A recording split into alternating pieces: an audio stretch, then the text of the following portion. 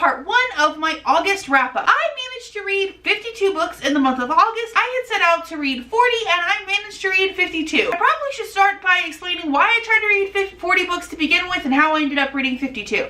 I set out with the goal of 40 because I was participating in 2 readathons, the first being the Newts, and I wanted to read every single prompt for the Newts. The second being Disney-a-thon, and I wanted to complete every challenge for Disney-a-thon, and there was some books that did not overlap for the 2 of these.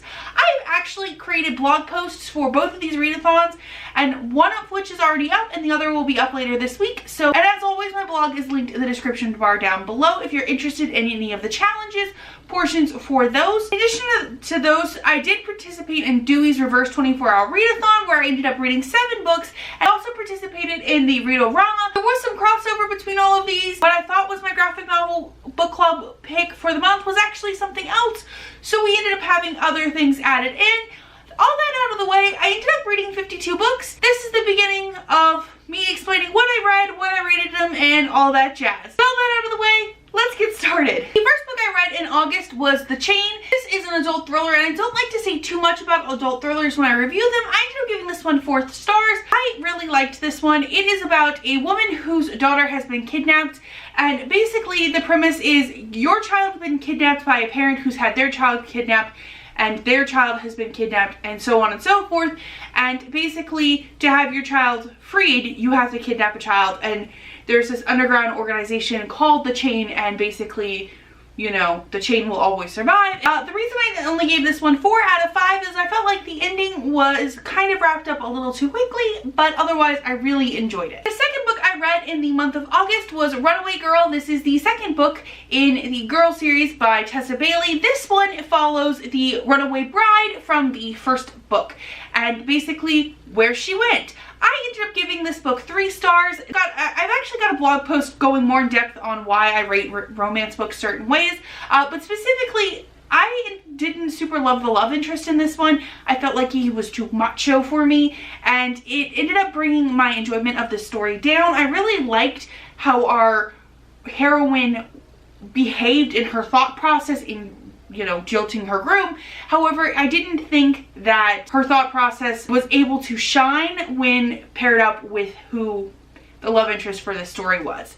So I only ended up giving this one 3 stars. Next, I read Aurora Rising by Jake Kristoff and Amy Kaufman. This is a sci-fi book, and that's kind of all I really knew going in. I don't know how to describe sci-fi books, which is kind of my like weak thing, I guess. However, I really was hopeful that I would like it. I enjoyed their Illuminate Files series prior, and I've enjoyed a singular book by them individually, so I was like, okay, maybe I will enjoy another collaboration work that they have that isn't told in this mixed media format, and so I ended up picking up Aurora Rising. However, I ended up giving this one 2 stars. I felt like there were too many characters and not enough of them were given enough depth for this story, and I felt like I didn't get to know anybody particularly, and that the, you know, universe was a little too complex for what we were being given, and that might just be because I'm not a space book person and I need to be, you know, my hand needs to be held, but I felt like it was too complex for me to, and the characters were too dull for me to care about this story, so I ended up giving it 2 stars. Next, I read Good Morning, Good Night, Little Pep Talks for Me and You by Lin-Manuel Miranda, and with illustrations by Johnny Sun. This is the first book I read during Reverse Dewey's 24-Hour Readathon. This is a collection of little pep talks from Lin-Manuel Miranda with pictures by Johnny Sun for, you know, the reader. I ended up giving this work 4 stars. Some pep talks didn't jive with me as much as others. So next I read Bad Blood, which was a nonfiction book that I got to read this month, and I definitely recommend it. I ended up giving this one 4 stars. This story specifically is about the Theranos scandal that happened a couple years back. It basically is about a corporation that was lying about blood testing, and if that sounds at all interesting to you, I definitely recommend picking this one up. It does get a little bit repetitive at certain points, which is why I gave it a 4 over a 5. However, it is so fascinating, and basically you get to hear about how the company came to be, as well as the, you know, downfall of the company, and it was just a really fascinating read. Next, I read Mooncakes, which I received an e-arc of through NetGalley in exchange for an honest review. I gave this one 5 stars. I'm so happy that I got to read Mooncakes early. Mooncakes is a graphic novel that is coming out in October. Mooncakes is basically about a witch who sees her childhood crush, who again, and they are a werewolf shifter. I've been mentioning recently that I've been loving paranormal things and I love graphic novels, and this just was like handcrafted for me. Next, I read Night of Cake and Puppets by Laini Taylor. This is the 2.5, I believe, in the Daughter of Smoke and Bone trilogy. This follows Karu's best friend, and it's basically her side adventure as she gets a love interest, basically. I finally ended up picking this up and reading it and finishing out the last bits I have in the Daughter of Smoke and Bone trilogy. I'm gonna miss this world. This was a nice reminder of how much I love Laini Taylor's writing and this world, and I'm gonna miss it. I ended up giving this one 4 stars just because it's been a minute since I was completely in this world, so there were things that I wasn't 100% sure about, which is more on me than the story, but I definitely really enjoyed this. Next, I read Ivy Aberdeen's Letter to the World by Ashley Herring Blake, a 12-year-old girl whose town experiences a tornado, leaving her home destroyed, and her notebook where she has drawn girls holding hands gone missing, but it shows up in her locker again, and she is given the note of be true to yourself, and she's hoping it is the new girl that she has a crush on.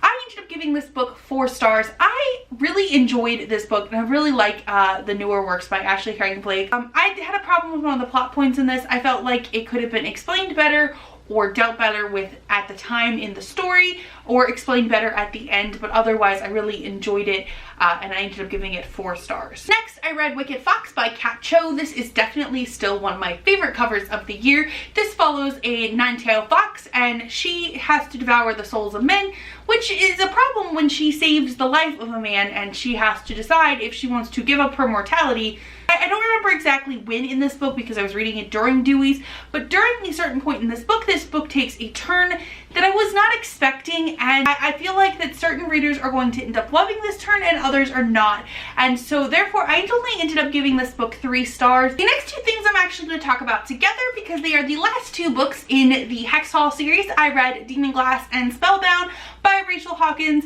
This series starts off with this girl who believes that she is a witch who has magical powers, but they keep getting her in trouble, and so she is sent to this magical school where she is now stuck until she turns 18. Then murder starts happening at the school and chaos ensues.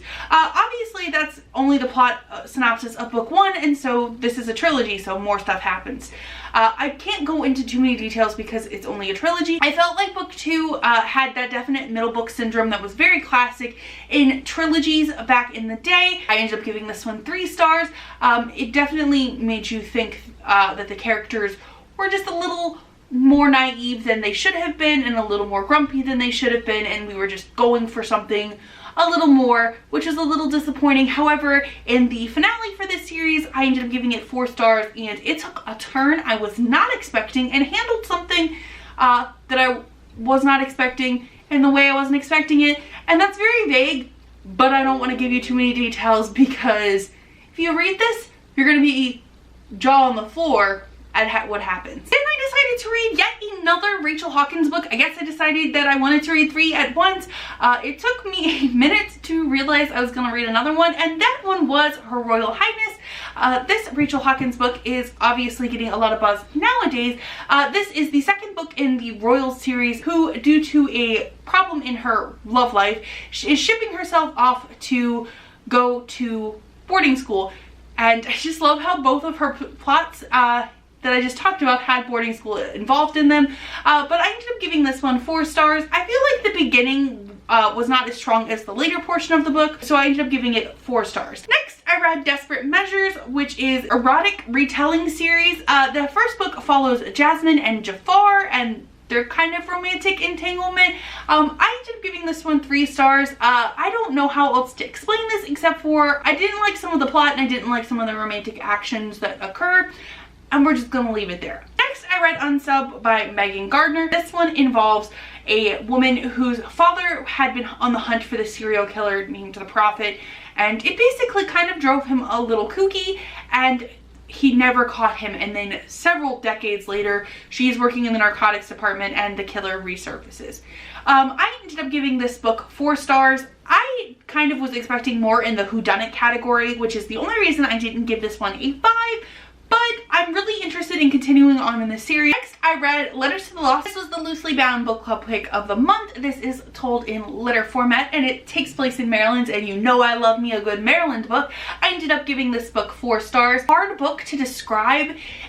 It's about grief, and I don't know how to explain why I decided 4 was a better rating than 5, because it has all of my buzzwords for a 5, but I ended up giving it a 4. But if letters and grief and Maryland are some of your buzzwords, I definitely recommend this. The next book I read was Accidental Sire. This is the 7th book in the Half Moon Hollow series by Molly Harper, aka one of my favorite series to read. This series is obviously very long because it started with the Jane Jameson series, but basically the Half Moon Hollow series has standalone books, but they can be read together and you get a bigger picture. This one follows a girl who, she meets a boy at a party and she thinks they're starting to hit it off, and then she dies. And she becomes a vampire and isn't following any of the normal vampire rules, including accidentally becoming the guy who she met, Sire. I definitely love this world. I ended up giving this specific book 4 stars. I'm loving how we are getting the cast of characters that we have learned from all the previous books popping up just because, but they're not overstaying their welcome and intruding on the new characters that we are following, storylines. At the heart, there is the mystery of what's going on, but there's also the romance, and I am very much so looking forward to the next book that is coming out in the series in October. Next, I read Going Off Script by Jen Wilde. This is about Bex, a 17-year-old who is an intern at TV studio for one of her favorite television shows, and she writes a script that introduces a lesbian character to the show, and the show writer steals it, and eventually the show writer decides to, instead of making this character a lesbian, make it a love interest for a male lead. But there's more to it than that. I ended up giving this book 4 stars, and I only am giving it 4 stars because I know Jen Wilde could have wrote a better ending to the story than what we are given. I love this story. I definitely think if you are at all interested in the premise of this one, that you should pick it up. This book I read was The Halle Boy by Jonathan Stroud. This is the 3rd book in the Lockwood & Company series, which follows kids who can see ghosts when adults can't, and so they are hired to basically be ghost exterminators, but it's a little more complicated than that. I ended up giving this one in particular 4 stars. I felt that this one was the weakest of the series so far. Stroud added a new character to the story, which I felt was necessary to add a new main character at this point in the story. However, I feel like there's unnecessary drama involved around this new character, aka girl hate, and I don't like it, and so I only gave this one 4 stars, but it's like a lower 4. Next, I read The Arsonist by Stephanie Oakes. This one makes you go in thinking it is about arsony, and it's kind of about that. It follows 2 characters who are trying to figure out the murder of this 3rd character. However, it's more than that. I ended up giving this book 2 stars, which is really disappointing, especially since I gave this author's debut 5 stars. There are problems with the plot, there are problems with the characters, there's problems with how long this book feels and is. I'm just very disappointed by it. I gave it 2 stars. Next, I read The Wicked Saints by Emily A. Duncan. This follows a girl, a prince, and a monster, and I ended up giving this one 3 stars, and I'm kind of really disappointed by this. It is a Russian-inspired fantasy. I love those. I just really do, and I just was left disappointed by this one. I am not going to continue on with the series. I didn't like the characters or the world building. I wanted more. The hype got to me. There wasn't hype when I wanted to read this originally. I'm just a sad egg. I'm pretty sure that was my Goodreads review at one point. Last thing that I'm going to talk to you about in this portion of the wrap-up is the graphic novel that I thought was the graphic novel for my book club, but wasn't. And that was actually the graphic novel for next month. This is Umbrella Academy, which is by Gerard Way. And if this is the reason My Chemical Romance broke up, that was not a good decision. I didn't like the characters, I didn't like the art, I felt like the plot didn't make any sense and that the characters didn't have any depth. Did I mention I did not like the art? I gave this one 2 stars. That's really harsh. I'm aware. I haven't seen the show that's on Netflix. Maybe that's better. So I have no like, oh, the Netflix show inspired me to read this. I read this because my graphic novel club was like, let's read a superhero book. Alright, so that is part of the 52 books that I read during the month of August. Like I said, this is only part 1, so stick around for part 2. It should be out probably next week. I don't want to just do both parts this week, but that's everything for me today. What did you read in the month of August? Let me know in the comments down below. If you like what you saw here today, be sure to like and subscribe. I put out videos on Tuesdays and Thursdays. Thank you all so much for watching and have a nice day.